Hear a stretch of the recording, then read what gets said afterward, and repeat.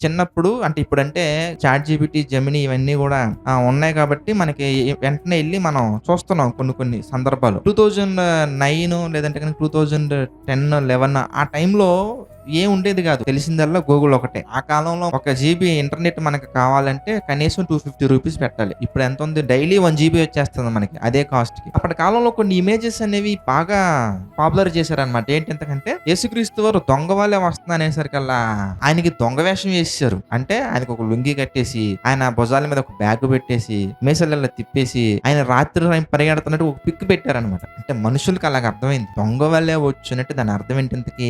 ఆయన దొంగ వేషం వేసుకొని వస్తారని కాదు. దొంగ ఏ విధంగా అయితే ఏ ఇంటిమేషన్ లేకుండా మీరు అనుకోనని గడియలో ఇప్పుడు ఫర్ ఎగ్జాంపుల్‌కి ఈ రోజు రాత్రి మన ఇంట్లో దొంగ వస్తున్నారని తెలిసిందనుకోండి. పడుకుంటాం మనం ఇంతకి? పడుకోం. ఎలా ఉంటాం ఇంతకి? చాలా అలర్ట్‌గా ఉంటాం. అలాగా యేసుక్రీస్తు వారు రాకడ కూడా ఇంటిమేషన్‌తో ఇన్ఫర్మేషన్ ఇచ్చి వచ్చేది కాదది. ఉన్నదల్లా ఒకటే ఇన్ఫర్మేషన్. ఏంటి ఇన్ఫర్మేషన్ ఇంతకి? ఎప్పుడొస్తారో తెలీదు. సడెన్‌గా వచ్చేస్తారంతే.